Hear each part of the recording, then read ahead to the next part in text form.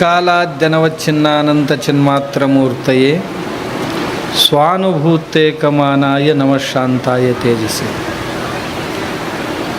ನಮ್ಮ ಮಲ್ಲಯ್ಯ ಅಜ್ಜ ಮತ್ತು ಬಾಲ್ಕಿ ಅಪ್ಪೋಳು ಯಾರ್ಯಾರಿಗೆ ನಮಸ್ಕಾರ ಹೇಳ್ಯಾರ ಅವರೆಲ್ಲರಿಗೂ ನಮಸ್ಕಾರಗಳು.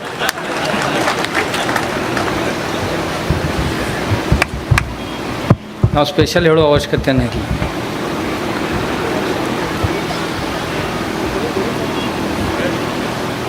ಮತ್ತು ಯಾರ್ಯಾರು ಎದ್ದು ಮನೆಗೆ ಹೋಗ್ಯಾರ ಅವ್ರಿಗೆ ಡಬಲ್ ನಮಸ್ಕಾರ. ಮತ್ತು ಅರ್ಧಂಬರ್ಧದಾಗ ಹೋಗ್ಬೇಕನ್ನೋ ಏನು ವಿಚಾರದಾಗ ಅದೀರಿ ಅವ್ರಿಗೆ ನಮಸ್ಕಾರ. ಯಾವಾಗ ಬೇಕಾದಾಗ ಹೋಗ್ಬೋದು.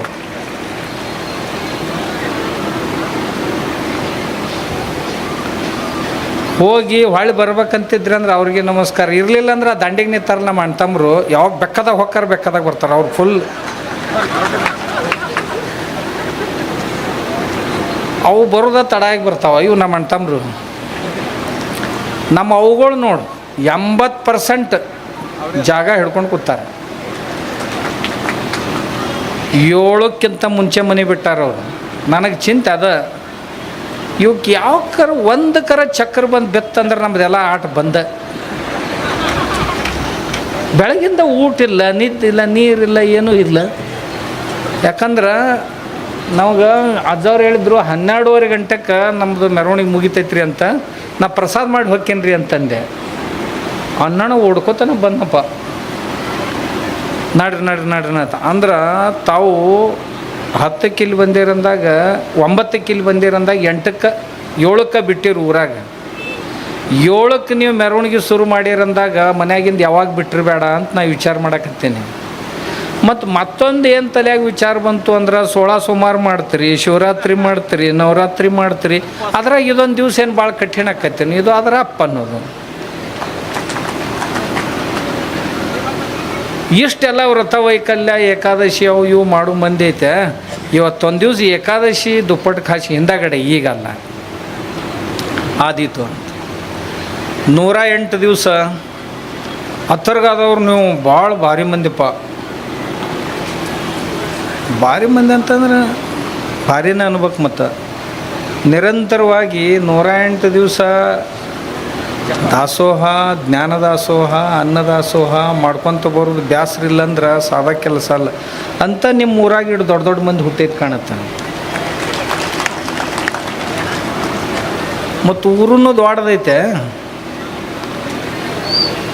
ಬರಗಾಲ ನಾಡಿನಾಗಿದ್ದರೂ ಸಹಿತ ನಾವೇನು ಬಡವರು ಅನ್ನುವಂಥ ಸ್ಥಿತಿ ಯಾರೂ ಇಟ್ಕೊಂಡಿಲ್ಲ, ಚಲೋ ಕಾಯ್ಕೊಂಡಿಲ್ಲ.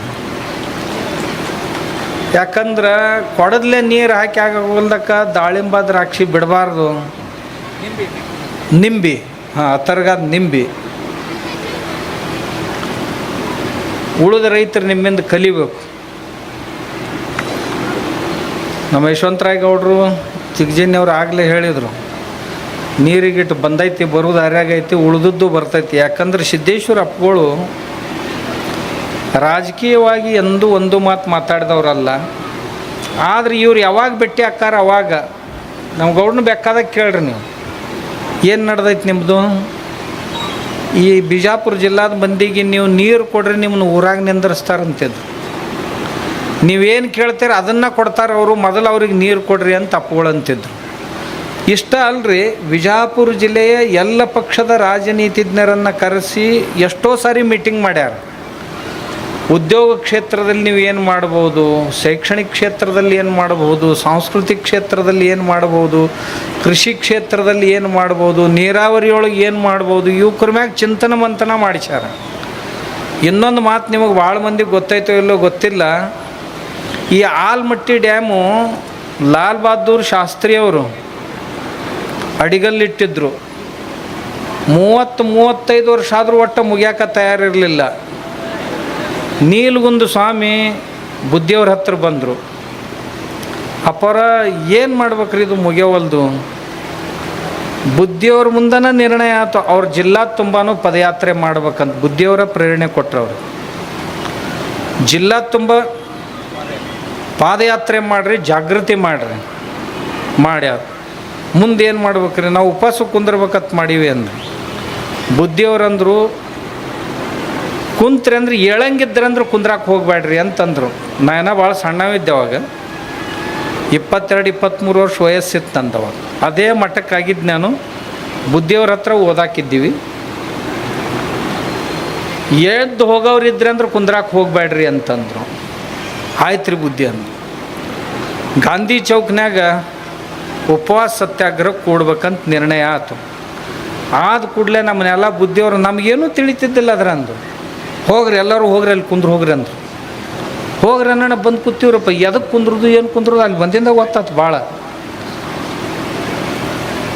ಅದು ಆ ಕಡೆ ಎಲ್ಲರಿಗೆ ಗೊತ್ತಾಯ್ತು, ಅಪ್ಪುಗಳ ಹೇಳಿಸಿ ಕುಂದ್ರಸ್ಯಾರ ಕೂಡ್ಸಕ್ಕೆ ಹತ್ಯಾರ ಅಂತ. ಆದ್ರೆ ಇವ್ರಿಗೆ ಈ ಪೇಪರ್ ಮಂದಿಗೆ ಗೊತ್ತಿದ್ದಿಲ್ಲ. ನಾವು ಹೋಗಿ ಕುಂತೀವಿ ಅಲ್ಲಿ 100, 150, 200 ಮಂದಿ ಸ್ವಾಮಿಗಳು ಹೋಗಿ ಕುಂತೀವಿ ಅಲ್ಲಿ. ಅಲ್ಲಿಂದ ದಿನ ಮಂದಿ ಮಾತಾಡ್ಸಕ್ಕೆ ಬರಕತ್ತಿದ್ರು. ನಾವು ಉಪವಾಸ ಕೂತೀವಲ್ಲ, ಮಂದಿ ಹಲಿಗೆ ಮೇಳ ತೊಗೊಂಡು ಬ್ಯಾಂಡ್ಸ ಇವು ಏನು ಕರಡಿ ಮಜಲ ತೊಗೊಂಡು ಉದ್ಕೋತ ಬಾರಿಸ್ಕೋತ ದಿನ 10,000 ಮಂದಿ ಭೇಟಿ ಆಗಕತ್ತಿದ್ರು. 5 ದಿವಸ ಆತು, 6 ದಿವಸ ಆತು, 7 ದಿವಸ ಆತು. ದಿನ ರಾತ್ರಿ ಅಪ್ಪುಗಳು ಫೋನ್ ಮಾಡಿ ಕೇಳ್ತಿದ್ರು ನಮ್ಮನ್ನು, ಏನೇನಾತು ಇವತ್ತು ಅಂತ. ಹಿಂಗೆ ಆತ್ರಿ ಅಪ್ಪವ್ರ ಅಂತ ಹೇಳ್ತಿದ್ದೀವಿ. ಹಾಂ ಆಯ್ತು, ಭಾಳ ಚಲೋ ಆಗೈತಿ, ಚಲೋ ಆಕೈತಿ, ಕೂಡ್ರಿ. ನಾವು ಊಟನ ಮಾಡಿಲ್ರಿ ಅಂತ. ನಾವು ಭಾಳ ಮಂದಿ ಇದ್ದಿದ್ದು, ನಾವು ಕುಂತವ್ರೆಲ್ಲ 200 ಮಂದಿ ಕೂತಿದ್ದೀವಿ. ಉಳ್ದವ್ರು ಸಂಜೆ ಮುಂದೆ ಬಂದು ಸರ್ಕಾರಿ ಡಾಕ್ಟ್ರುಗಳು ತೂಕ ಮಾಡಿ BP ನೋಡ್ತಿದ್ರು. ಎಲ್ಲರೂ ಇನ್ನೂ ದಿನಕ್ಕಿಂತ ಅರ್ಧ ಕಿಲೋ ಹೆಚ್ಚ ಇರ್ತಿತ್ತು. ಉಪವಾಸ್ಕರ ಕೂತಿವತ್ತಾರ ಸ್ವಾಮಿಗಳು, ತೂಕ ಅರ್ಧ ಕಿಲೋ ಹೆಚ್ಚನ ಬರ್ಲಕ್ಕತ್ತಲ್ಲ. ಯಾಕಂದ್ರೆ ಎಲ್ಲಿ ಓಡಾಟನೇ ಇರಲಿಲ್ಲ. ಬರೇ ಮುಂಜಾನೆ ಕೆಲವು ಮಂದಿ ಭಕ್ತರ ಮನೆಗೆ ಹೋಗಿ ಸ್ನಾನ ಪೂಜಾ ಅಂತೇನು ಮಾಡ್ಕೋತ ಬರ್ತಿದ್ರು. ಅದ್ರಾಗ ದಿವಸದ್ದೆಲ್ಲ ಹಾಕ್ಕೊಂಡ ಬರ್ತಿದ್ರು. ನಾಷ್ಟ ಅಂಥೇಳಿ ಒಂದಿಷ್ಟು, ಒಂದು ತೆಂಗಿನಕಾಯಿ ಇಟ್ಟು ಉಪ್ಪಿಟ್ಟು, ಅದು ಏನು ಬಹಳ ತೊಗೋತಿದ್ದಿಲ್ಲ. ತೆಂಗಿನಕಾಯಿ ಇಟ್ಟು ಉಪ್ಪಿಟ್ಟು ಒಂದಿಷ್ಟು ಗ್ಲಾಸ್ಲೆ 1 ಗ್ಲಾಸ್ 2 ಗ್ಲಾಸ್ ಹಾಲು ತೊಗೊಂಡು ಬಂದ್ರೆ ಮರುದಿವ್ಸ ಮುಂಜಾನೆ ತನಕ ಕೆಲಸ ನಡೀತಿತ್ತು. ನಾವೊಂದು 5 ಮಂದಿ ಒಟ್ಟು ಏನೂ ತೊಗೋತಿದ್ದಿಲ್ಲ. ಅದ್ರಾಗ ನಮ್ಮೊಳಗೆ ಕೆಲವು ಮಂದಿ ಗುಳಿಗೆ ತೊಗೊಳ್ಳೋರಿದ್ರು.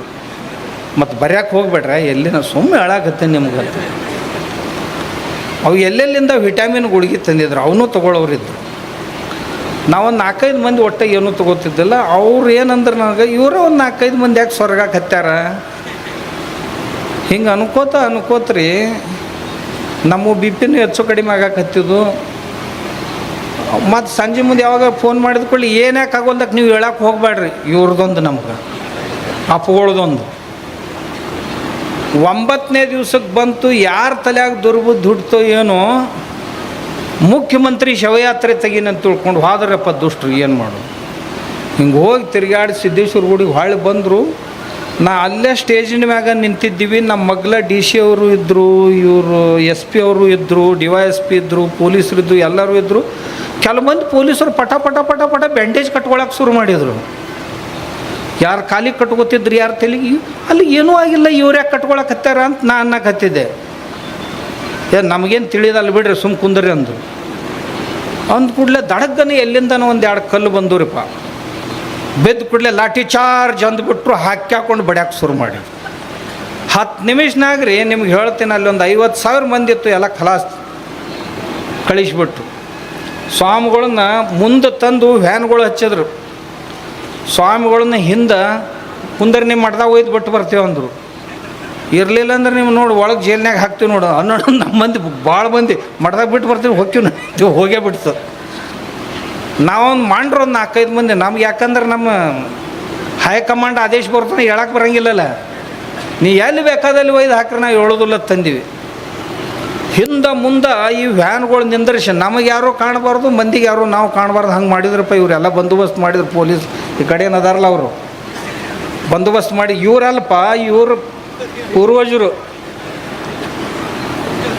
ಮಾಡಿದ್ರು ಬಂದೋಬಸ್ತ್.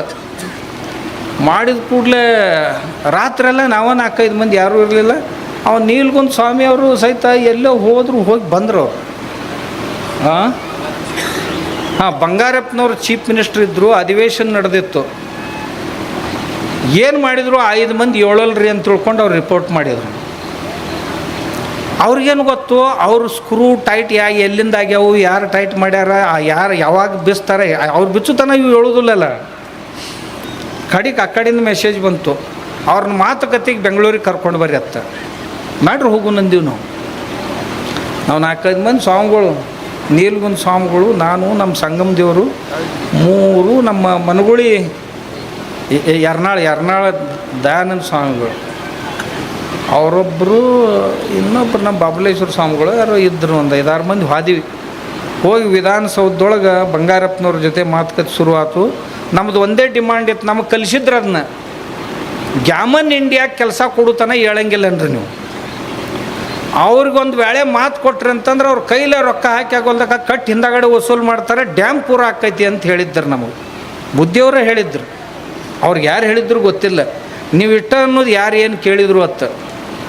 ನಾವಂದೀವಿ, ನೀವು ಸರ್ಕಾರದವ್ರು ಗ್ಯಾಮನ್ ಇಂಡಿಯಾ ಕೆಲಸ ಕೊಡ್ತೀವಿ, ಇಷ್ಟು ದಿನದಾಗ ಮುಗಿಸ್ತೀವಿ ಅಂತ ನೀವು ಅಧಿವೇಶನದೊಳಗೆ ಡಿಕ್ಲೇರರ ಮಾಡಿರಿ, ಒಂದು ಇರ್ಲಿಕ್ಕೆ ಬರ್ದಾರ ಕೊಡ್ರಿ ಒಂದು.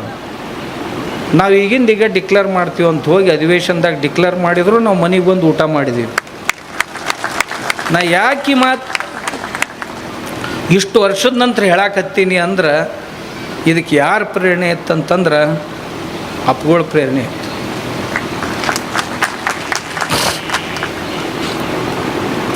ಜಿಲ್ಲೆ ರೈತರ ಬಗ್ಗೆ ಅಪ್ಪುಗಳಿಗೆ ವಿಪರೀತ ಕಾಳಜಿ.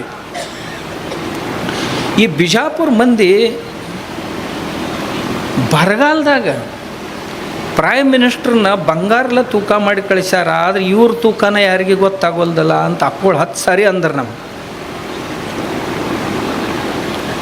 72 ಬರಗಾಲದಾಗ ಪ್ರೈಮ್ ಮಿನಿಸ್ಟ್ರನ್ನ ಬಂಗಾರಲ್ಲೇ ತೂಕ ಮಾಡಿದ ಕಳಿಸಿದ ಮಂದಿದು. ಆದರೆ ಈ ಮಂದಿ ಭಾವನೆ, ಈ ಮಂದಿ ತೂಕ ಯಾರಿಗೆ ಗೊತ್ತಾಗೋಲ್ದಲ್ಲ, ಯಾರಿಗೆ ಕಾಳಜಿ ಇಲ್ಲೇನು ಇವ್ರಿಗೆ, ಹೆಂಗಿದು ಹಿಂಗಾದ್ರೆ ಅಂತ ಅಪ್ಪಗಳು ಯಾವಾಗಲೂ ಖಾಸಗಿಯಾಗಿ ನಮ್ಗೆ ಅಂತಿದ್ರು. ಆಮ್ಯಾಗ ಇವ್ರಿಗೆ ಬೆನ್ನು ಹತ್ತಿದ್ರು, ಯಾರು ಭೇಟಿ ಆದ್ರೆ ನಾನು ಇವ್ರಿಗೆ ಬೆನ್ನು ಹತ್ತವ್ರು, ನೀರು ಏನು ಮಾಡಿದ್ರಿ ಅಂತ. ಇದೇ ದೃಷ್ಟಿಯಿಂದಲ್ಲ, ನಮಗೆ ಯಾವಾಗಲೂ ಹೇಳ್ತಿದ್ರು, ಇವು ಪ್ರವಚನ ಕೀರ್ತನ ನಿಮ್ಮ ನಡೀತಾವೆ, ಅವಕ್ಕೇನು ಕೊರತಿಲ್ಲ. ಬಿಜಾಪುರ ನಾಡಿನಾಗ ಸ್ವಾಮಿಗಳಿಗೂ ಕೊರತೆ. ಒಂದು ಕಾಲ ಹಿಂಗಿತ್ತಲ್ಲ, ಬಿಜಾಪುರದಾಗ ಅಖಂಡ ಕರ್ನಾಟಕದಾಗ ಎಷ್ಟು ಮಠ ಅದಾವ ಅದ್ರಾಗ 70% ಮಠಾಧಿಪತಿಗಳು ಅಖಂಡ ಬಿಜಾಪುರ ಜಿಲ್ಲೆ ಸ್ವಾಮಿಗಳಿದ್ರು. ಅಷ್ಟು ಸ್ವಾಮಿಗಳನ್ನು ಕೊಟ್ಟಂಥ ಜಿಲ್ಲೆ ಇದು. ಒಟ್ಟ 70% ಮಠಗಳಿಗೆ ಬರೇ ಅಖಂಡ ಬಿಜಾಪುರ ಜಿಲ್ಲಾದವರ ಸ್ವಾಮಿಗಳು. ಈ ಮಣ್ಣಿನ ಗುಣಧರ್ಮನ ಹಂಗೈತಿ. ಯಾವ್ಯಾವ ಜಿಲ್ಲೆ ಎದಕ್ಕೆ ಫೇಮಸ್ ಅಂತ, ಇಲ್ಲಿ ಮಠಾಧಿಪತಿ ಪ್ರೊಡಕ್ಷನ್ ಫೇಮಸ್ ಇದು. ಇಲ್ಲಿ ಏನು ಪ್ರೊಡಕ್ಷನ್ ಆಕೈತೆ ಅಂದ್ರೆ ಮಠಾಧಿಪತಿಗಳ ಪ್ರೊಡಕ್ಷನ್ ಆಗ್ತಿದ್ರು. ಅಲ್ಲಿ ದಕ್ಷಿಣದಾಗ ಮಠ ಇದ್ದರೂ ಸಹಿತ ಆ ಮಠಕ್ಕೆ ಮಠಾಧಿಪತಿಗಳು ಬಿಜಾಪುರದವ್ರು. ಅಪ್ಪಗಳು ಇಷ್ಟು ಕಾಳಜಿ ಉಳ್ಳವರಾಗಿದ್ದರು. ಮತ್ತು ಸ್ವಲ್ಪ ನೀರು ಬರಕ್ಕೆ ಹತ್ತಿದ್ದನ್ನು ನೋಡಿ ಭಾಳ ಖುಷಿ ಪಟ್ಟಿದ್ರು. ಯಶವಂತರಾಯ ಗೌಡ್ರೇ ಇರಲಿ, ಜಿಗಜಿನಿಯವರೇ ಇರಲಿ, ನಮ್ಮ MB ಪಾಟೀಲ್ರೇ ಇರಲಿ, ಅಥವಾ ಅನ್ಯ MLAಗಳು, ಬಸನಗೌಡ ಯಾರೇ ಇರಲಿ, ಇತ್ತೀಚೆಗೆ ಪ್ರಯತ್ನ ಮಾಡಿ ನೀರು ತರ್ತಾ ಇರೋದನ್ನು ನೋಡಿ ಭಾಳ ಸಂತೋಷಪಟ್ಟಿದ್ರು. ಆದರೂ ಇಷ್ಟೇ ಅಲ್ಲ, ಇಡೀ ಜಿಲ್ಲಾಕ್ಕೆ ಬರಬೇಕು ನೀರು. ಯಾಕೋ ಏನೋ ಬುದ್ಧಿಯವ್ರು ಎಲ್ಲರಿಗೂ ಬರಲಿ ಅಂತಿದ್ರು. ಬರಬೇಕು, ನಮ್ಮ ರೈತರು ನೀರು ಕೊಟ್ಟರೆ ಸಾಕು, ಅವ್ರು ಏನು ಬೇಡಿದ್ದನ್ನು ಕೊಡ್ತಾರೆ ಮಂದಿಗೆ, ಅಷ್ಟು ಸಂಪತ್ತುಳ್ಳವ್ರು ಆಗ್ತಾರ ಅಂತ ಅವ್ರು ಅಂತಿದ್ರು. ಅದ್ರ ಜೊತೆಗೆ ನಮಗೆ ಹೇಳ್ತಿದ್ರು, ಅವ್ರು ನೀರು ಕೊಡೋರು ನೀರು ತರೋಲ್ರಕ್ಕ, ನೀವು ಒಂದು ಜರ ಕೃಷಿ ಮ್ಯಾಗ ಒತ್ತು ಕೊಡತ್ತೆ ಬರ್ರಿ ಅಂತ ನಮಗೆ ಹೇಳ್ತಿದ್ರು. ನೀವು ಸ್ವಂತ ಮಾಡಬೇಕು, ಪ್ರಯೋಗ ಮಾಡಬೇಕು, ನಿಮ್ಮ ಮಠದ ಹೊಲದಾಗ ಮಾಡಿ ಯಶಸ್ವಿ ಪ್ರಯೋಗಗಳನ್ನು ಮಾಡಿ ರೈತರಿಗೆ ನೀವು ತಿಳಿಸ್ಬೇಕು ಅಂತ ನಮಗೆ ಖಾಸಿಯಾಗಿದ್ದಾಗ ಹೇಳ್ತಿದ್ರು.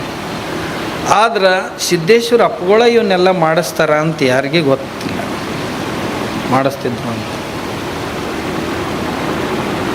ಅಧ್ಯಾತ್ಮ ದೃಷ್ಟಿಯಿಂದ. ಆಮೇಲೆ ಭಾರತೀಯತೆಯ ದೃಷ್ಟಿಯಿಂದ, ಭಾರತೀಯ ಸಂಸ್ಕೃತಿಯ ಚಿಂತನೆಯ ದೃಷ್ಟಿಯಿಂದ ಅಪ್ಪುಗಳು ನಮಗೊಂದು ಮಾತು ಮೇಲಿನ ಮೇಲೆ ಏನು ಹೇಳ್ತಿದ್ರು ಅಂದ್ರೆ, ನಮ್ಮ ಸಂಸ್ಕೃತಿಯನ್ನು ಕೆಡಿಸೋ ಕೆಲಸ ಮಾಡೋಕ್ಕೆ ಹೋಗ್ಬೇಡ್ರಿ. ನೀವು ಪ್ರಕಾಂಡ ಪಂಡಿತರಾಗ್ತೀರಿ, ಚಲೋ ಮಾತುಗಾರರಾಗ್ತೀರಿ, ಎಲ್ಲ ಆಗ್ತೀರಿ. ಅದ್ರಾಗ ನನಗಂತರೂ ವಿಶೇಷವಾಗಿ ಹೇಳ್ತಿದ್ರು, ನೋಡ್ರಪ್ಪ ನಿಮ್ಮ ಬಾಯಿ ಭಾಳ ಹರ್ತೈತಿ, ಅದರಿಂದ ಭಕ್ತಿ ಕೆಡಿಸಬಾರ್ದು. ನಮಗೆ ಮ್ಯಾಲಿಂದ ಮೇಲೆ ಒತ್ತಿ ಹೇಳಿದ್ದೇನು ಅಪ್ಪುಗಳಂದ್ರೆ ಭಕ್ತಿ ಕೆಡಿಸ್ಬೇಡ್ರಿ, ಸಂಸ್ಕಾರ ಕೆಡಿಸ್ಬೇಡ್ರಿ, ಸಂಸ್ಕೃತಿ ಕೆಡಿಸ್ಬೇಡ್ರಿ ನಮ್ಮದು ಅಂತ ಮ್ಯಾಲಿಂದ ಮೇಲೆ ಹೇಳ್ತಿದ್ರು. ಯಾಕೆ ಕಟ್ಟಾಕ ಸಾವಿರ ವರ್ಷ ಹೋಗ್ಯಾವು. ಜನ ಈಗ ತುದಿಗಾಲ ಮ್ಯಾಗ ನಿಂತಾರ, ಅವ್ರನ್ನ ಕೆಡ್ಸಕ್ಕೆ ಸಾಕಷ್ಟು ಸಾಧನಗಳದಾವು. ಅದನ್ನು ಉಳಿಸೋರು ಬೇಕಾಗೈತಿ ಈಗ. ಅದಕ್ಕೆ ನಮ್ಮ ಸಂಸ್ಕೃತಿಯ ದೃಷ್ಟಿಯಿಂದ ಭಾರತೀಯ ಆಟಗಳಾಗಿರಲಿ, ಕಲೆಗಳಾಗಿರಲಿ, ಸಂಗೀತ ಆಗಿರಲಿ, ನಾಟಕ ಆಗಿರಲಿ, ಅಪ್ಪುಗಳು ಇತ್ತೀಚೆಗೆ ಈ ಒಂದು 10-20 ವರ್ಷದಾಗ ನಿಮ್ಗೆ ಆಶ್ಚರ್ಯ ಅನ್ನಿಸ್ಬೋದು. ಯಾರ ಊದವ್ರು ಬಂದರು, ಶಹನಾಯಿ ಊದವ್ರು ಬಂದರು ಅಂದರೂ ನೋಡ್ಕೊತ ನಿಂದಿರ್ತಿದ್ರು. ಭಜನೆ ಮಾಡೋರಿದ್ರು ಅಂದ್ರೆ ಭಜನೆ ಮಾಡೋರು ಅಲ್ಲೇ ಪಕ್ಕದಾಗ ಅಡ್ಡಾಡೋರು ನೀವು ಭಜನೆ ಮಾಡ್ರಿ ಅಂಥೇಳಿ ಭಜನೆ ಕೇಳೋರು. ಯಾರ ಕಲಾ ಕಸರತ್ತುಗಳನ್ನು ಮಾಡ್ಲಿಕ್ಕೆ ಬಂದ್ರಂದ್ರೆ ಭಾಳ ಹಿಗ್ಗಿನಿಂದ ನೋಡ್ತಿದ್ರು ಅವನು. ಆಮ್ಯಾಗ ಹುಡುಗರಿಗೆ ಕಬಡ್ಡಿ ಆಡಕ್ಕೆ ಹಚ್ಚ್ರಿ, ಲಗೋರಿ ಆಡಕ್ಕೆ ಹಚ್ಚ್ರಿ, ಚಿಣಪಣಿ ಆಡಕ್ಕೆ ಹಚ್ಚ್ರಿ, ಕುಸ್ತಿ ಹಿಡಿಸ್ತಿದ್ರು ಹುಡುಗರಿಗೆ. ಅವು ಹುಡುಗರಿಗೆ ಬಿಡ್ರಿ, ನಮ್ಮ ಮೇಳಕ್ಕೂ ಬಿಡಲಿಲ್ಲ ಕುಸ್ತಿ ಹಿಡ್ಸ. ಎಲ್ಲ ಕೈ ಕೆತ್ತಿದ್ದು ಮಾಡಿ ಅವು ಕೆತ್ತು ಒಳಗೆ ಕೆತ್ತಬೇಕು, ಅವು ಹಿಡ್ರಿ ಅದಕ್ಕೇನಾಕೈತೆ ಅಂತಿದ್ರು. ಕಬಡ್ಡಿ ಆಡಿಸ್ತಿದ್ದರ್ರಿ. ಆಮ್ಯಾಗ ನಮ್ಮಲ್ಲಿ ಕೆಲವು ಮಂದಿ ಸ್ವಾಮಿಗಳಿಗೆ ಹಾಡಕ್ಕೆ ಹಚ್ತಿದ್ರು ನಶಿಕ್ನಾಗ. ಅವ್ರಿಗಾರ ಸಂಗೀತದ ರುಚಿ ಐತತ್ ನಮ್ಗೆ ಎಂದೂ ಅನ್ನಿಸ್ತಿದ್ದಿಲ್ಲ.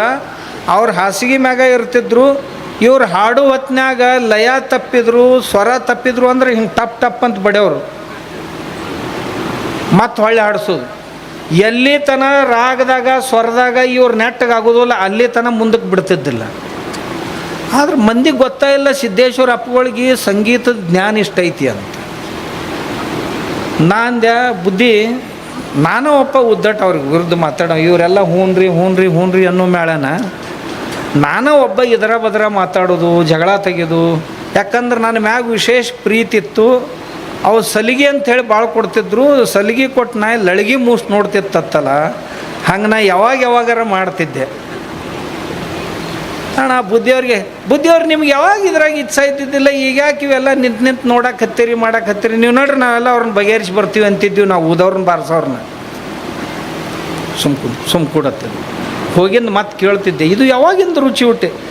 ನಾವು ಒಂದು ವೇಳೆ ಆ ಕಲೆಗಳನ್ನು ಅವಹೇಳನೆ ಮಾಡಿದ್ದೀವಿ, ಅನಾದರ ಮಾಡಿದ್ದೀವಿ ಅಂದ್ರೆ ಈ ಕಲೆಗಳು ಮುಣಿಗಿ ಹೋಗ್ತಾವೆ.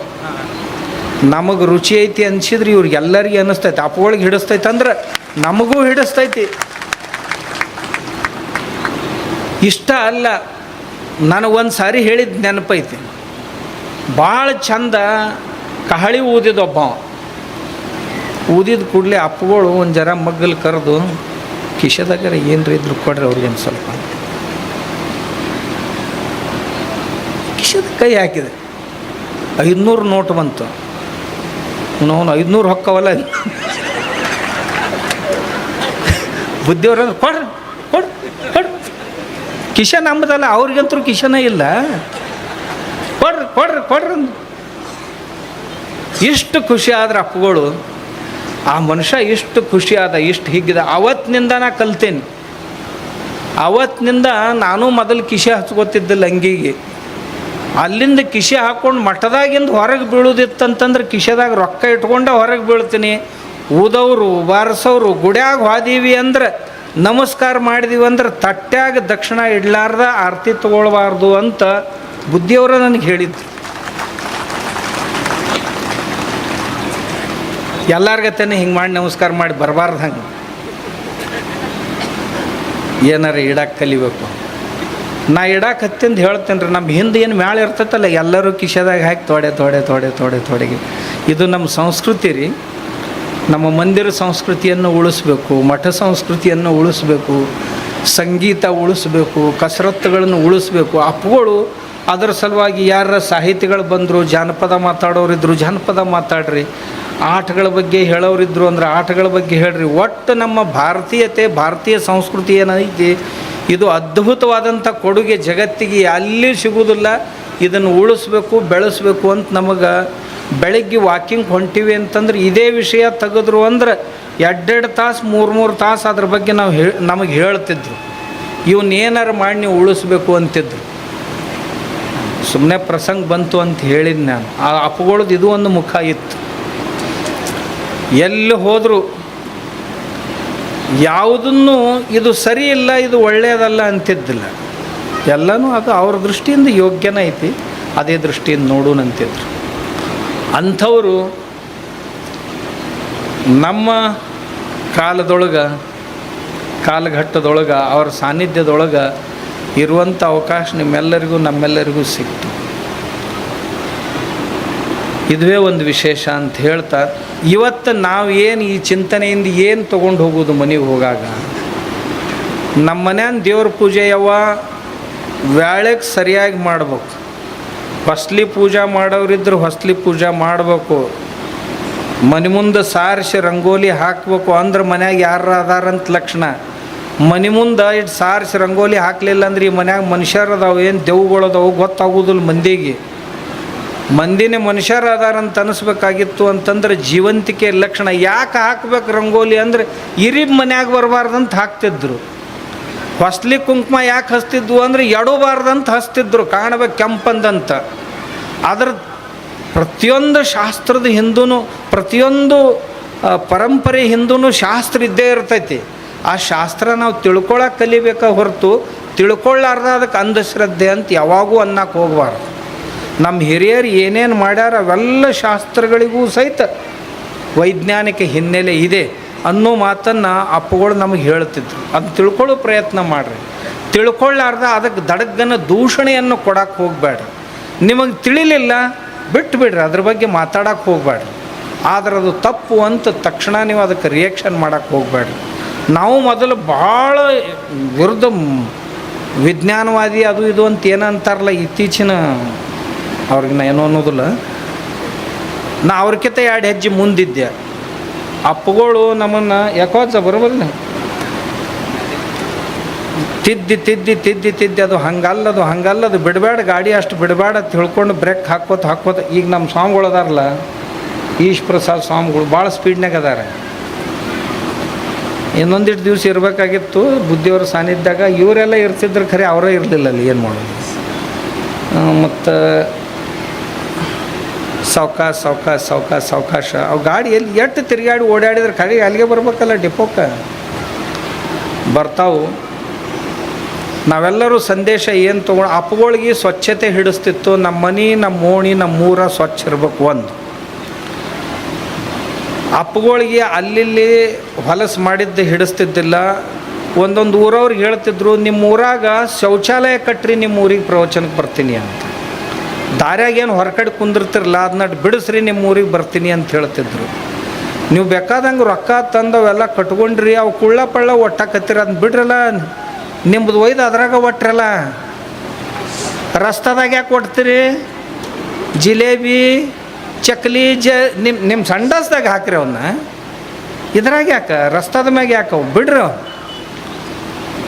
ಮಾನುಳ್ಳವ್ರು ಅದೀವಿ ಅಂತಂದಾಗ ಮಾನ್ ಹೊಕ್ಕೈತಿ ನಮ್ಮದು ರಸ್ತಾದ ಮ್ಯಾಗ ಕುಂತೀವಿ ಅಂದ್ರೆ ಎಲ್ಲರಿಗೆ ನಾ ಕೈ ಮುಗಿದು ಕೇಳ್ಕೊತೀನಿ, ಯಾರೂ ಒಟ್ಟ ರಸ್ತಾದ ಮ್ಯಾಗ ಕುಂದ್ರಕ್ಕೆ ಹೋಗ್ಬೇಡ್ರಿ. ಹೊರಗಡೆಗೆ ಮನ್ಯಾಗ ಏನು ಕಟ್ಟಿರಿ ಆ ಮನ್ಯಾಂದು ಪಾಯ್ಖಾನ್ಯಾಗ ಕುಂದಿರ್ಬೇಕು. ಪಾಯ್ಖಾನೆ ಕಟ್ಟಿರಲಿಲ್ಲ ಅಂತಂದ್ರೆ ಇವ್ರು ಏನು ಅದಾರಲ್ಲ, ಏನು ಅನ್ಬೇಕ್ರೋ ನಿಮ್ಗೆ? ಈ ಗಂಡಾಳುಗಳು ಇವ್ರಿಗೆ ಹೇಳಿ ಮೊದಲು ಮನ್ಯಾಗ ಕಟ್ಟಕ್ಕೆ ಹಚ್ಚರು ಅಂದ್ರು. ಬೇಕಾದಂಗೆ ಪಟ್ಪಟ್ಟಿ ತೊಗೊಂಡು ತಿರುಗಾಡ್ತಾವು, ಮತ್ತು ಡಾಬಾದಾಗೂ ತಿತ್ತಾವು, ಮತ್ತು ಬರಾಗಿಟ್ಟು ಹಾಕ್ಕೊಂಡು ಬರ್ತಾವು. ಮತ್ತು ಡೇರಿ ಹಾಲಿನ ವಸೂಲಿಗೆ ಅವರ ಹೊಕ್ಕಾರ, ನಿಮ್ಮನ್ನು ಬಿಡೋದಿಲ್ಲ. ಇವು ಬಿಲ್ ವಸೂಲಿಗೆ ಮತ್ತು ಅವು ಬೆಳಿಗ್ಗೆ ಇಟ್ಟು ತರ್ತಾರೆ, ತಾವು ಇಟ್ಟು ಹಾಕ್ಕೊಂಡು ಬರ್ತಾರೆ. ಅವು ಬೆಳಿಗೂ ಅದನ್ನು ಕುಡಿಸ್ತಾರೆ, ಇವರು ಅದನ್ನ ತಿಂತಾರೆ. ಹಿಂಗಾಗಿ ಮಣ್ಣು ಹಾಳಾಯ್ತು, ಇವರು ಹಾಳಾಗತ್ತೆ. ಇವ್ರಿಗೆ ಹೇಳ್ರಿ, ನಿಮ್ಗಿಂತ ದೊಡ್ಡ ಗುರುಗಳು ಯಾರೂ ಇಲ್ಲಿ. ಇವ್ರಿಗೆ ನಮ್ಮದೇನೂ ನಡೀದಿಲ್ಲ, ನಿಮ್ಮ ಮಾತು ಇವ್ರು ಎಂದೂ ಮೀರುವುದಿಲ್ಲ. ಹೇಳಿ ಇವ್ರ ಕಡೆಯಿಂದ ಮನ್ಯಾಗ ಶೌಚಾಲಯ ಆಗಿರಲಿಲ್ಲ ಅಂದ್ರೆ ನಾವು 90% ಆಗ್ಯಾವ, ಎಲ್ಲ ಮಾಡಿಸ್ಯಾರ ಇವರು. ಅದ್ರಾಗ ಕುಂದ್ರಾಗ ಕಲೀರಿ. ಅವ್ರು ನಮ್ಮ ಊರಾಗ ಏನು ಮಾಡಿದೀವಿ ಅಂದ್ರೆ ಒಟ್ಟಾದ್ರಾಗ ಕುಂದಿರ್ತಿದ್ದಿಲ್ಲ. ಊರಾನ ಹುಡುಗರು ಈ ನಿಮ್ಗೆ ಹೆಂಗೈತಲ್ಪ ಈಶ ಪ್ರಸಾದ ಏನು ಮಾಡೋದು, ಮುಂಜಾನೆದ್ದು ಯಾವ ಹಿಂಗೆ ಹಿಡ್ಕೊಂಡು ಹೊಂಟಿದ್ದ ದಾರಿಗೆ ಅಂದ್ರೆ ತಂಬಿಗೆ ಕಸ್ಕೊಂಡು 10 ಕಿಲೋಮೀಟ್ರ್ ಮ್ಯಾಗ ದಾರ್ಯಾಗ ಯಾವ ಗಾಡಿ ಹೋಗಿರ್ಬಾರ್ದು, ಅಲ್ಲಿ ಹೋಯ್ದು ಬಿಟ್ಟು ಬರ್ಬೇಕು. ಅವ್ರನ್ನ ಅವ್ರ ಚಡ್ಡಿ ಮ್ಯಾಗ ಬರ್ತೀವಿ, ಎಲ್ಲಿ ಹೋಗಿದ್ದೋ ಮುಂಜಾನೆ, ಎಲ್ಲಿ ಹೋಗಿದ್ದೋ ಹೊರಕಡೆಗೆ ಹೋಗಿದ್ದೀನಿ ರೀ ಹೊತ್ಕೊಂಡು ಹೋದ್ರಿ, ಹೊರಕಡೆಗೆ ಹೋಗಿದ್ದೆ ಹಿಂಗೆ ಊರು ತನಕ ಹೇಳ್ಕೊತ ಬರ್ಬೇಕು ಅವ್ನು, ಅಲ್ಲಿ ತನಕ ಬಿಡಬಾರ್ದು ಅವ್ನು. ಇನ್ನು ಕೆಲವು ಮಂದಿ ಇಲ್ಲರಿ ನಮಗೆ ಪಾಯ್ಖಾನ್ಯಾಗ ಆಗೋದಿಲ್ಲ ಅಂದ್ರೆ ಇಲ್ಲೋ ಹೊತ್ಕೊಂಡು ಹೋಗಿ ಪಾಯ್ಖಾನ್ಯಾಗ ಒಳಗೆ ಹಾಕಿ ಹೊರಗೆ ಚಿಲ್ಕ ಹಾಕಿ ಒಂದು 5 ನಿಮಿಷ ಹಗಣ ಬಡ್ದು ಆತೋ ಇಲ್ಲೋ ಅಂತ ಕೇಳೋದು. ಆಗಿಲ್ಲ ಅಂದ್ರೆ ಈಗ ಕುಂದ್ರಿ ಇನ್ನೂ ಅಲ್ಲೇ ಕುಂದ್ರು ಅಂದರು. ಮತ್ತೊಂದು ಅರ್ಧ ತಾಸು ಬಿಟ್ಬಿಡ್ದು ಆತೋ ಇಲ್ಲ ಇನ್ನೂ ಆಗಿಲ್ಲ ರೀ, ಕುಂದ್ರು ಆಗೈತೆ ಅನ್ನೋ ತನ ಬಾಗಲ ತೆಗಿಬೇಡ್ರಿ. ಹೊಟ್ಟೆ ಹಸ್ತಿಂದ ಆಗೈತೆ ಅನ್ನಕ ಬೇಕಲ್ಲ, ಏನು ಹೊಳ್ಳೆ ಅದನ್ನ ತೊಗೊಳೋದನ್ನು ಯವನ ಖರೆಕರನೇ ಹೇಳ್ತೀನಿ ಹಿಂಗೆ ಮಾಡಿದ್ದೆ. ಈಗ ನಮ್ಮ ಕೊಲ್ಲಾಪುರ ಜಿಲ್ಲಾದಾಗ 100ಕ್ಕೆ 100 ಎಲ್ಲರೂ ಮನ್ಯಾಗ ಪಾಯ್ಖಾನ್ಯಾಗ ಹೊರಗಡೆಗೆ ಹೋಗ್ತಾರೆ, ಹೊರಗೆ ಹೋಗೋದಿಲ್ಲ. ಎರಡು ಊರಾಗ ಈ ಬರೇ ಬ್ಯಾಟ ಬಾಲ ನಡೆದೈತಲ್ಲ, ಯಪ್ಪ ಇವನು ಬಿಡ್ರಿ, ಭಾರತೀಯ ಆಟಗಳನ್ನು ಕಲಿಸ್ರಿ. ಅಪ್ಪಗಳು ಹೇಳಿದಂಗೆ ನಾವು ಅಪ್ಪಗಳಿಗೆ ನಮನ ಸಲ್ಲಿಸೋದು ಅಂದರೆ ಇದೇ ಮೂಲಕವಂತ ನಮ್ಮ ದೇಶೀಯ ಆಟಗಳನ್ನು ಊರೊಳಗೆ ಮತ್ತೊಂದು ಸಾರಿ ಶುರು ಮಾಡಿಸ್ರಿ.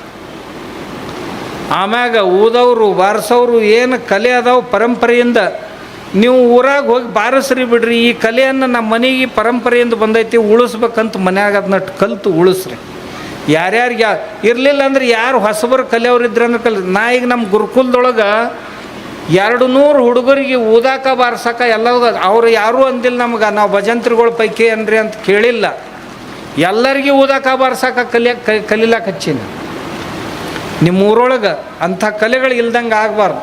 ಹಿಂದಗಡೆ ಬರೀ ಅದೇ ಒಂದು ಡಾಲ್ಬಿ ತರೋದ್ರಪ್ಪ ಊರಾಗ ಹಚ್ಚೋದು ದಾನ ಅದು ಬಾರಿಸ್ತೈತಿ. ಅವು ಸಣ್ಣ ಸಣ್ಣ ಹಾರ್ಟ್ ಅಟ್ಯಾಕಿನ ಮಂದಿ ಟಿಕೆಟ್ ತೆಗಿಸ್ತೈತಿ. ಮೊನ್ನೆ ಒಂದು ಸತ್ ನಮ್ಮ ಊರಾಗ ಲಗ್ನಿತ್ತು, ಡಾಲ್ಬಿ ಹಚ್ಚಿದ್ರು, ಆ ಮನ್ಯಾಗ ಅದು ಎದೆ ಡಬ್ ಅಂದು ಹೋಗೇ ಬಿಡ್ತು. ಅದಕ್ಕೆ ನಮ್ಮ ಪಾರಂಪರಿಕ ವಾದ್ಯಗಳನ್ನು ಊರಾಗ ಉಳಿಸ್ರಿ. ಆಮೇಲೆ ರೀ ನಮ್ಮ ಗೌಡ್ರು ಆಗಲೇ ಹೇಳ್ದಂಗೆ, ಸೇಡಮ್ ಗೌಡ್ರು ಆಗಲೇ ಹೇಳಿದ್ರಲ್ಲ, ನಮ್ಮ ಮನೆಯೊಳಗೆ ನಮನಾಂಜಲಿ ಅಂತ ಏನೈತಲ್ಲ ಅಪ್ಪಗಳಿಗೆ ಭಾಳ ಹಿಡಿಸ್ತಿತ್ತು. 10 ನಿಮಿಷ ಮುಂಚೆ ಯಾವಾಗಲೂ ಮಾಡ್ತಿದ್ರಲ್ಲ ಆ ನಮನಾಂಜಲಿ ನಮ್ಮ ಮನೆಗಳೊಳಗೆ ನಿತ್ಯ ನೇಮದಿಂದ ನಡಿಬೇಕು. ನಮ್ಮ ಮಕ್ಕಳಿಗೆ ಆ 100 ನಾಮಾವಳಿಗಳು ಕಂಠಸ್ಥ ಆಗಬೇಕು ನಮನಾಂಜಲಿ. ಆಮೇಲೆ ಸಂತನೆಂದರೆ ಯಾರು, ದಿವ್ಯತೆಯ ಮೆರೆದವನು ಅಂತೈತಲ್ಲ, ಇದನ್ನು ದಿವ್ಸಕ್ಕೆ ಒಮ್ಮೆರ 2 ಸರಿಯಾರ ಮನ್ಯಾಗ ಕೇಳಬೇಕು. ನಾವು ಕೇಳಕ್ಕೆ ಹತ್ತಿದ್ಯಾ ಅಂದ್ರೆ ಕಣ್ಣಾಗ ನೀರು ಬರೋಕ್ಕೆ ಶುರು ಆಕ್ಕವನು. ಅವ್ರ ಕಣ್ಣು ಮುಂದೆ ಕಾಣಕ್ಕೆ ಶುರು ಆಕ್ಕಾರ ನಮ್ಗೆ ಅಪ್ಪುಗಳು. ಎಲ್ಲೇ ಹಚ್ಚಿದ್ರು ಅಂದ್ರೆ ಹಚ್ಚಿದ ಕೂಡಲೇ ಹೃದಯ ತುಂಬಿ ಬರ್ತೈತೆ ನಮ್ಗೆ. ಯಾಕಂದ್ರೆ ನಾವೆಲ್ಲರೂ ನೋಡಿದವ್ರು ಅದೀವಿ. ಅದು ನಮ್ಮ ಸಂಸ್ಕೃತಿಯ ಭಾಗ ಆಗಬೇಕು. ಅದು ಅಪ್ಪುಗಳಿಗೆ ಹಿಡಿಸ್ತಿತ್ತು. ಮತ್ತು ಅವ್ರಿಗೆ ಯಾವ ಹಿಡಿಸ್ತಿದ್ದು ಅಂದ್ರೆ ಯಾವ ಸಮಾಜಕ್ಕೆ ಒಳ್ಳೆ ಮಾಡ್ತಾವ ಅವ ಹಿಡಿಸ್ತಿದ್ದು. ಆಮೇಲೆ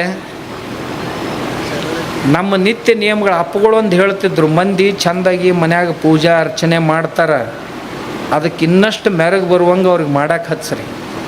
ಆದ್ರೆ ಆ ಪೂಜೆ ಅರ್ಚನೆಗಳನ್ನು ಕೆಡಿಸ್ಬೇಡ್ರಿ ಅಂತ ನಮ್ಗೆ ಹೇಳ್ತಿದ್ರು. ಅವ್ರು ಏನೂ ಮಾಡಲಿಲ್ಲ ಅಂದ್ರೆ ಮನ್ಯಾಗ ದೇವ್ರ ಜಗಲಿದಾವು, ಅವ್ರ ಗ್ರಾಮ ದೇವತೆ ಐತಿ, ಅವ್ರ ಕುಲದೇವತೆ ಅಂತದಾವು, ಅವೆಲ್ಲವನ್ನು ಶ್ರದ್ಧೆಯಿಂದ ಮಾಡಲಿ. ಅವರು ಮೊದಲ ಏನೂ ಮಾಡೋಂಗಿಲ್ಲ, ಅದನ್ನಿಟ್ಟು ಬಿಡಿಸ್ಬಿಟ್ರಿ ಅಂತಂದ್ರೆ ಆತು, ಅವ್ರ ಮತ್ತೆ ಏನರ ಕೈಯಾಗ ಬಾಟ್ಲಿ ತೊಗೊಂಡು ಹೋಗ್ಕಾರಂತಿದ್ರು. ಅವು ಏನು ನೀವು ಮಾಡಕತ್ತೀರಿ ಅವನ್ನೆಲ್ಲ ಭಾಳ ಶ್ರದ್ಧೆಯಿಂದ ನಿಷ್ಠೆಯಿಂದ ಮಾಡಿರಿ. ಯಾಕಂದ್ರೆ ನಮ್ಮಲ್ಲಿ ಪ್ರತಿಮಾ ವಿಜ್ಞಾನ ಪ್ರತೀಕ ವಿಜ್ಞಾನಗಳಂತದಾವು ಅನ್ನೋದನ್ನು ನಮಗೆ ಅಪ್ಪಗಳು ಭಾಳ ಚೆನ್ನಾಗಿ ತಿಳಿಸಿ ಹೇಳ್ತಿದ್ರು. ನಾವು ಅಪ್ಪಗಳಿಗೆ ನಮನಾಂಜಲಿ ಸಲ್ಲಿಸೋದಂದ್ರೆ ಇದೇ ಭಾವದಿಂದನೇ ಸಲ್ಲಿಸಬೇಕು. ಒಳ್ಳೆಯ ಗ್ರಂಥಗಳನ್ನು ನಮ್ಮ ಅಧ್ಯಕ್ಷರು ಬಸವಲಿಂಗ ಶ್ರೀಗಳು ಹೇಳಿದ್ರಲ್ಲ, 350 ಕಥೆಗಳದ್ದು 65 ಕಥೆಗಳದ್ದು ಒಂದು ಪುಸ್ತಕ ಐತಿ. ಇಷ್ಟದಪ್ಪ ಅಪ್ಪಗಳದು, ದಿವ್ಸಕ್ಕೆ ಒಂದು ಕಥೆ ಅಂತ. 366 ಕಥೆಗಳದ್ದು ಒಂದು ಪುಸ್ತಕ ಐತಿ. ಇವ ನಮ್ಮ ಟಾಕಳಿ ಮುತ್ತೆ ಮಾಡಿಸಿದ್ದು ಕಾಣುತ್ತೆ. ಆ ಕಥೆಗಳು ದಿನಕ್ಕೊಂದು ಕಥೆ ರೀ. ಮನೆಯೊಳಗೆ ನೀವು ಓದ್ರಿ, ಹುಡುಗರಿಗೆ ಓದಿಸ್ರಿ.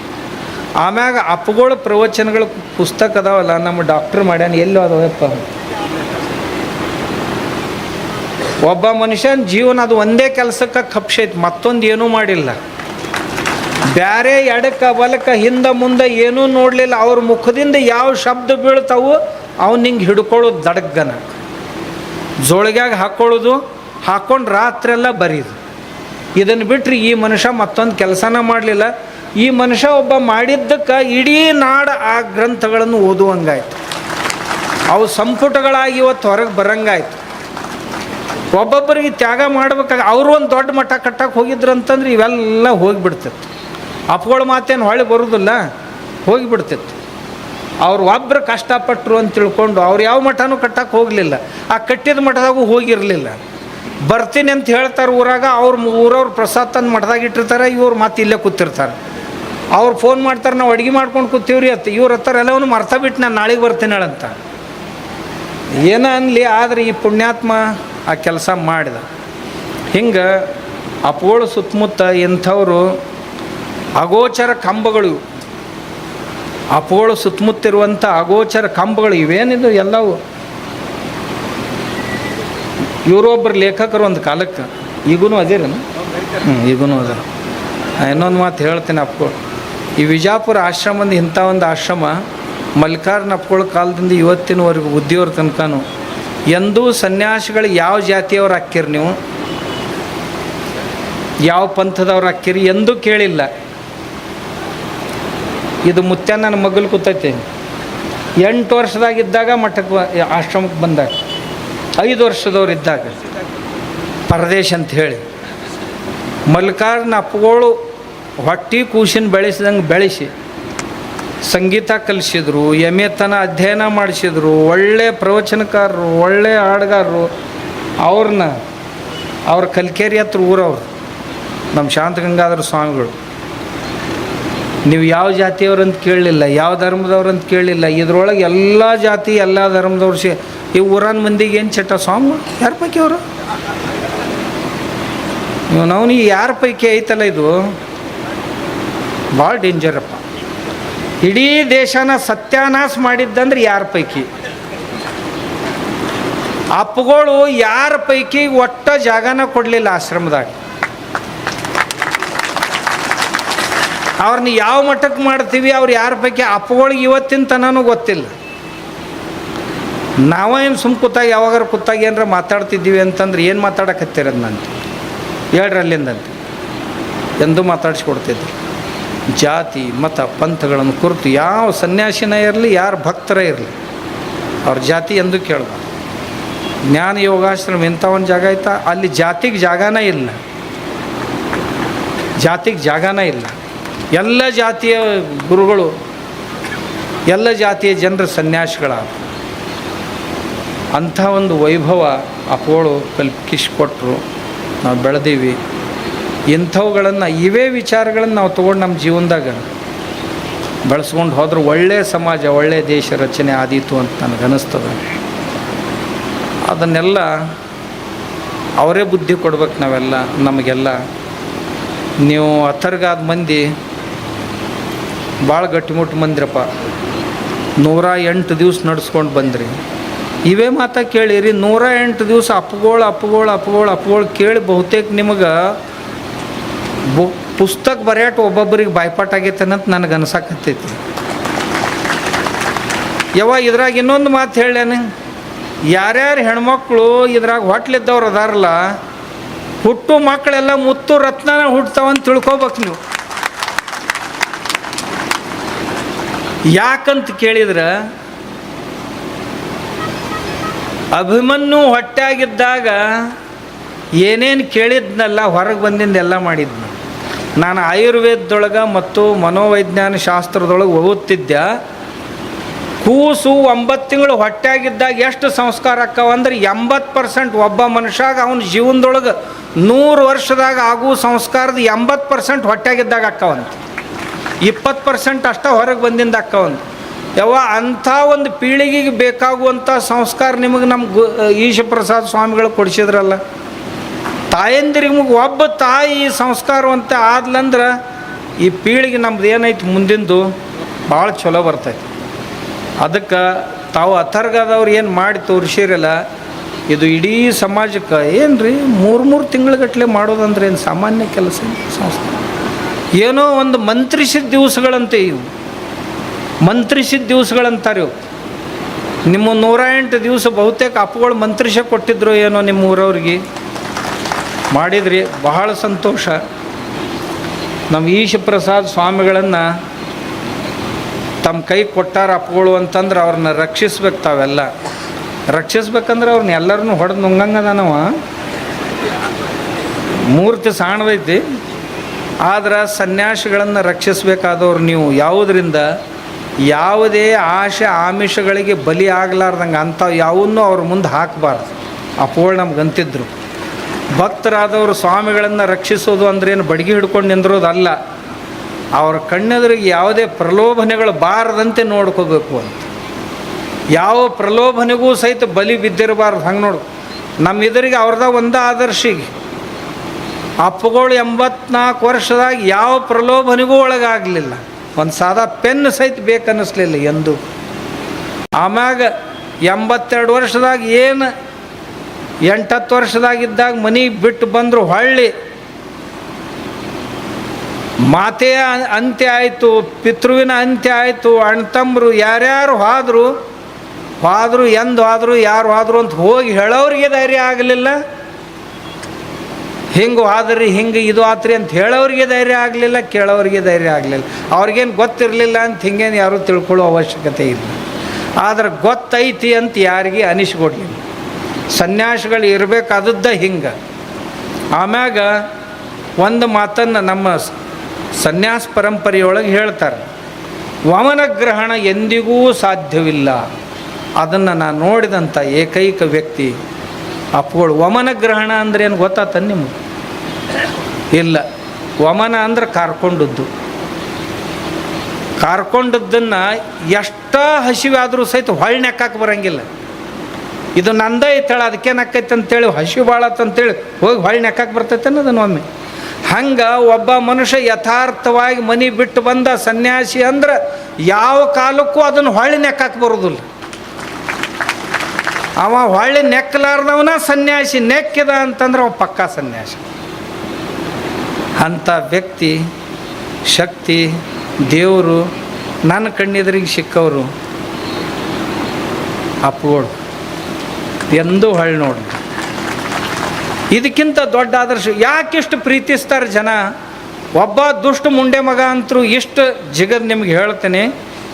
ಅವ ಸ್ವಾಮಿ ಅವ ಕಾಗಿಗುಬ್ಬಿ ಕತೆ ಹೇಳ್ತಾನಂತ. SM ಜಾಮದಾರ್ ಅಂತಕ್ಕಂಥ ಒಬ್ಬ ಧೂರ್ತ ಬುದ್ಧಿಯವರ ಅವನ್ನ ಸಾಕಷ್ಟು ಹಾಲ ಮೊಸರ ಮಜ್ಜಿಗೆ ಕುಡಿಸಿ ದೊಡ್ಡವನ್ ಮಾಡಿದ್ರು. ಅಂದ್ರೆ ನಾ ಬೇರೆ ಹೇಳುವ ಅರ್ಥದೊಳಗೆ ಅವ ಲಿಂಗಾಯತ ಮಹಾಸಭೆಯೊಳಗೆ ಬುದ್ಧಿಯವ್ರನ್ನ ಕುರಿತು ಒಂಟಕ್ಷರದಲ್ಲೇ ಕಾಗಿ ಗುಬ್ಬಿ ಕತ್ತಿ ಹೇಳವ ಸ್ವಾಮಿ, ಅವಾಗ ನಾ ಸ್ವಾಮಿ ಅನ್ನೋದಿಲ್ಲ ಅಂತ. ಈ ಧೂರ್ತ ಬುದ್ಧಿಯವರು ಅವನ ಬಗ್ಗೆ ಏನು ಹೇಳಿದ್ರು? ಬಾಗಲಕೋಟೆ ಒಳಗೆ 21ನೇ ಶತಮಾನದೊಳಗೆ ಬಸವಣ್ಣನ ಎಲ್ಲಿ ಹುಡುಕಾಡ್ತಾರೆ, ಇವನ ಬಸವಣ್ಣ ಅಂತ ಅವನು ಪರಿಚಯ ಮಾಡಿಸಿದ್ರು. ಅಂದ್ರೆ ತಿಂದ ಮನಿ ಜಂತಿ ಎಣಸವ್ರು ಅಂತಿರ್ತಾರಲ್ಲ, ಅದು ಒಂದು ಕಡೆ. ಮತ್ತೊಂದು ಕಡೆ ಇಂಥ ನೀಚರ್ನೂ ಸಹಿತ ಬಸವಣ್ಣ ಅಂತ ಕರೆಯುವಂಥ ಅಪ್ಪಗಳು ಒಂದು ಕಡೆ. ಇನ್ನೇನು ಕಲಿಬೇಕು ಅಪ್ಪಗಳ ಜೀವನದೊಳಗೆ? ಇಂಥ ಧೂರ್ತರು ಒಬ್ಬರಲ್ಲ, ಬಹಳ ಮಂದಿ ಆಗೋದು. ಅಪ್ಪಗಳು ಯಾರ ಬಗ್ಗೆನೂ, ನಿಂದಕರ ಬಗ್ಗೆ, ನಿಂದಕ ನೀಯರೇ ರಾಖಿಯೇ ಅಪ್ಪಗಳು ನಮಗೆ ಹೇಳಿದ್ದು. ಮರಾಠಿ ಒಳಗಿಂದು ಅಥವಾ ಹಿಂದಿ ಒಳಗಿನ ಮಾತು ಹೇಳ್ತಿದ್ರು, ನಿಂದಕರ ಮನೆ ಮಗ್ಲ ಬೇಕು, ಮಗ್ಲ ಇರ್ಬೇಕು.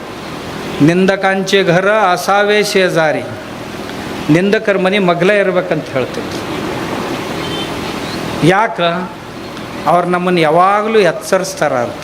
ಎಲ್ಲರೂ ಯಾವಾಗಲೂ ನಮ್ಮನ್ನು ಮರೆವಿಗೆ ಒಳಪಡಿಸೋದಿಲ್ಲ ಅಂತ ಹೇಳಿದ್ರು.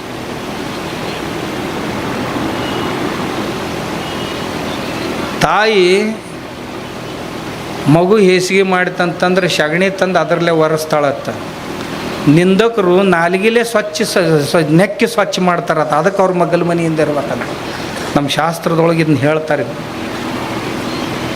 ಮಕ್ಕಳು ಹೊಲಸು ಮಾಡಿದ್ರೆ ಮಂದಿ ಹಿಂಗೆ ಕಾಗದಲೇ ಅರಿವಿಲೇ ಸ್ವಚ್ಛ ಮಾಡ್ತಾರಂತ. ಆದ್ರೆ ನಾವೇನಾರ ತಪ್ಪು ಮಾಡಿದ್ರೆ ನಾಲಿಗೆಲೇ ನೆಕ್ತಾರಲ್ಲ, ಅದಕ್ಕೆ ಅವ್ರು ನಮ್ಮ ಹತ್ರ ಇರಬೇಕು ಅಂತ. ನಿಂದಕರ ಸಮೀಪ ಇರಬೇಕು. ನಮಗೆ ಬುದ್ಧಿಯವರು ಹೇಳ್ತಿದ್ರು, ಅವ್ರ ಹತ್ರ ಇರಬೇಕು ಯಾವಾಗಲೂ. ಅವ್ರ ಬಗ್ಗೆ ಕೆಟ್ಟ ಭಾವನೆಗಳನ್ನು ತಾಳಬಾರ್ದು ನೀವು. ಅವ್ರು ತಾಳ್ಯಾರ ಅಂತ ನೀವು ತಾಳಿದ್ರಿ ಅಂದ್ರೆ ಅವ್ರಿಗೆ ನಿಮ್ಗೆ ಏನು ಅಂತರಪ್ಪ ಅಂತ ನಮ್ಗೆ ಕೇಳಿದ್ರು.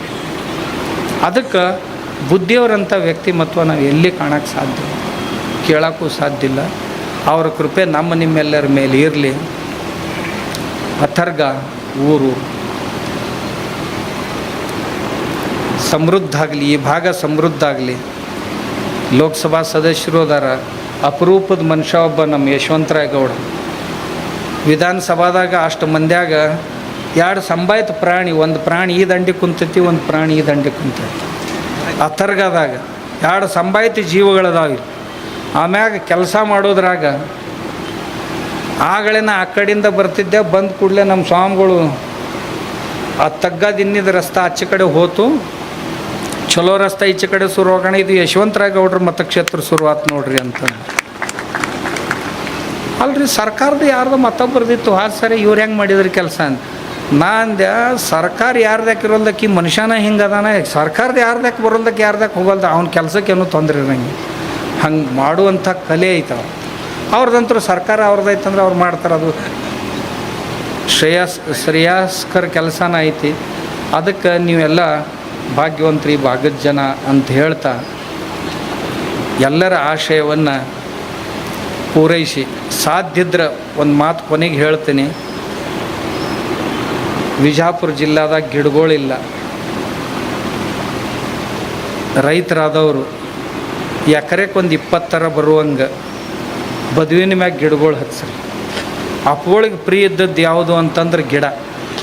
ಮತ್ತು ಗಿಡದಾಗ ಹಕ್ಕಿಗಳು ಬರ್ಬೇಕು, ಹೊಲಕ್ಕೆ ಒಡ್ಡಬೇಕು, ಒಡ್ಡಿನ ಮ್ಯಾಗ ಗಿಡ ಬೇಕು, ಗಿಡದ ಮ್ಯಾಗ ಹಕ್ಕಿ ಬೇಕು, ಗಿಡದ ಕೆಳಗೆ ಆಕಳ ಎತ್ತಬೇಕು. ಸಾಧ್ಯದ್ರೆ ನಮ್ಮ ಗೌಡ್ಗೆ ಹೇಳ್ತೀನಿ, ಯಶವಂತರಾಯ ಗೌಡ್ರ ನಿನ್ನೆ ನಾವು ಅಲ್ಲಿ ಒಂದು ಸಂಕಲ್ಪ ಮಾಡಿದ್ರೆ ಅಪ್ಪಗಳ ಸ್ಮೃತಿವನ ಮಾಡಬೇಕು ಅಂತ ಬಿಜಾಪುರ ಜಿಲ್ಲಾದಾಗ 1,000 ಎಕರೆಯೊಳಗೆ ಕಾಡು ಬೆಳೆಸಬೇಕು. ಅದರೊಳಗೆ ಒಂದು ಸೈನ್ಸ್ ಪಾರ್ಕು, ಒಂದು ಕಲ್ಚರಲ್ ಪಾರ್ಕು, ಅವೇ ಅಪ್ಪುಗಳ ಸ್ಮೃತಿ. ಅವು ಸಾಧ್ಯದ್ರೆ ಪ್ರತಿಯೊಂದು ಮತಕ್ಷೇತ್ರದೊಳಗೂ ಒಂದೊಂದು ಪಾರ್ಕ್ ಆದವು ಅಂತಂದ್ರೆ 1000 ಎಕರೆದ್ದಾಗಲಿ, ಇಲ್ಲಿ ಒಂದು 500 ಎಕರೆದ್ದು, ಈಗಾಗಲೇ ಅವ್ರು ಎಷ್ಟೊಂದು 100 ಎಕರೆದ್ದು ಮಾಡ್ಯಾರ. ಇಲ್ಲೇ ಮಗ್ಲ ಮಾಡ್ಯಾರ. ವರ್ಷ ಮೊನ್ನೊಂದು ನಾ ಊರಿಗೆ ಹೋಗಿದ್ದೀನಿ ರಾಜಸ್ಥಾನದೊಳಗೆ, ಪಿಪ್ಲಾಂತ್ರಿ ಅಂಥೇಳಿ ನಾಥದ್ವಾರದ ಹತ್ರ. ಆ ಊರಾಗ್ರಿ ಒಂದು ಮಾತು ಹೇಳ್ತೇನೆ, ನಾ ಹೋಗಿ ಬಂದು 2 ತಿಂಗಳಾಯ್ತು.